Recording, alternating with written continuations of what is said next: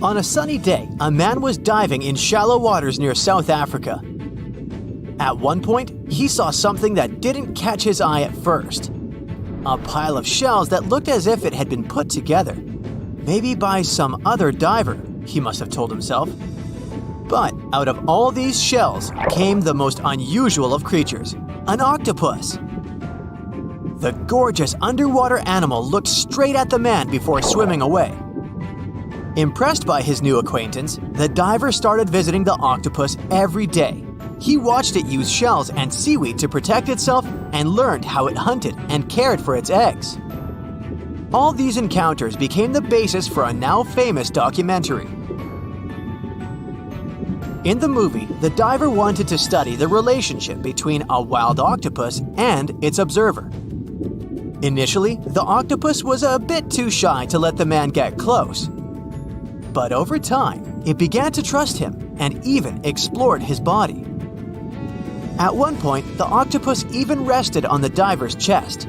The man soon began to look at the underwater creature as his octopus friend. Sure, the documentary did make it look like a true friendship, but that was most likely because of all the close-ups and eerie music. But you can't really know what the octopus is thinking. Maybe what looks like tenderness is just curiosity or confusion. Maybe an apparent hug is really just a defense mechanism. Some people may love octopuses, but can they really be friends with a human? Until they learn to talk, I guess we'll never know. That doesn't make an octopus less of an interesting creature, though. Apart from those quirky sets of tentacles, obviously, octopuses have another characteristic that sets them apart from other sea creatures. A recent study that involved studying the footage of octopuses living underwater shows that they sometimes develop this unusual behavior. They seem to throw things at each other on purpose. It can be anything from dirt from the bottom of the sea to shells or rocks. Octopuses are known to be solitary creatures, so when something or someone, like an underwater camera person, gets too close to them, they might lash out. Just as we have yet to discover the limits of our galaxies and constellations, we know very little about the bottom of the sea. It's one of the reasons why we find it so hard to explain the behavior of some underwater creatures. The truth is, we don't have good enough technology able to deal with harsh conditions and a limited amount of light underwater. You might have asked yourself at one point, what's the deepest part of the ocean? It's called the Mariana Trench. We don't really know exactly how deep this giant hole is, since it's too difficult to measure, but it's somewhere around 6.8 miles deep and 5 times longer than the Grand Canyon. This massive underwater trench was first studied back in 1875 with the help of a weighted rope. Back in 2012, a Canadian film director reached the bottom of the trench in a submersible vessel called the Deep Sea Challenger. Some of the most bizarre creatures on the planet were discovered here, including the Dumbo octopus, the sea cucumber, and the goblin shark. The Mariana Trench got its name from the nearby Mariana Islands, which were named Las Marianas in honor of Spanish Queen Mariana of Austria. The Mariana Trench might be the deepest part of the ocean that we know of. But one other mysterious phenomenon that's interesting for researchers is called phantom bottoms. In the late 1940s, when the sonar became standard equipment, ships and submarines noticed unexpected signals coming from the ocean. Those signals came from areas where no seafloor was supposed to exist. What's even more mysterious is that this fake seafloor appeared to move. One researcher at Scripps University found out that these phantom bottoms showing on maps were indeed alive. They were made out of a layer of jellyfish, shrimps, and other deep-sea creatures. The reason why they move is that they rise to the surface at night to feed. To top it all off, even the way these creatures move is kinda calculated. They don't just move randomly, but seem to gather together by species. We used to believe underwater animals behave this way only to avoid being caught by predators. It's a mystery to scientists why they group in the same way to form a fake seabed. our curiosity about the deep waters doesn't stop at the seafloor. If you went on a vacation to the beach when you were young, you probably remember the fun of digging in the sand. As the hole got deeper, you may have asked yourself, could I dig all the way to the other side of the earth? None of us have ever found out. Our parents took us home when it got dark and chilly. Scientists are more reasonable when it comes to this subject.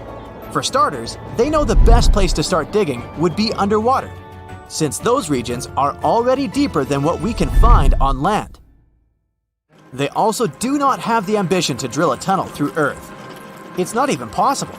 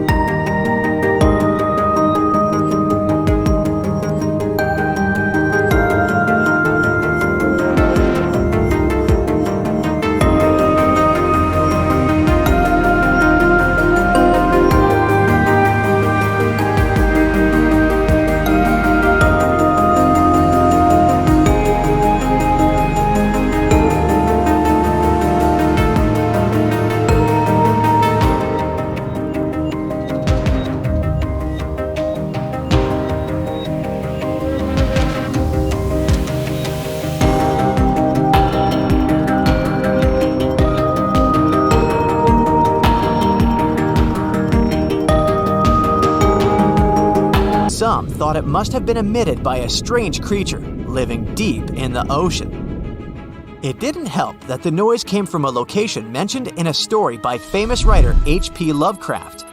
In his story, it was a creature called Cthulhu that lived there. In the novel, the author described it as a large, human-like monster with tentacles on its face and wings on its back. For many years, people tried to figure out where the noise came from. It wasn't until 2005 that they concluded it was from icebergs breaking off of glaciers. Some people still don't believe that this explanation truly makes sense and are searching for a different reason for the bloop. If creatures living outside of our planet ever decided to come to visit, you wouldn't expect them to go straight to the bottom of the sea, right? Well, some people claim there's a sort of spaceship on the ocean floor, discovered in 2011. It's basically an oval-shaped object located on the bottom of the Baltic Sea. In 2012, a team of divers explored the anomaly and found what appeared to be a staircase and other structures on its surface. This only added to the belief that the large object had been made by someone and wasn't just a natural phenomenon. Even more bizarre, close to the unidentified anomaly, the explorers' electrical equipment, like sonar instruments and satellite phones, started to malfunction. Some scientists believe it just to be a glacial deposit or some other natural formation, but they still don't know for sure what it is.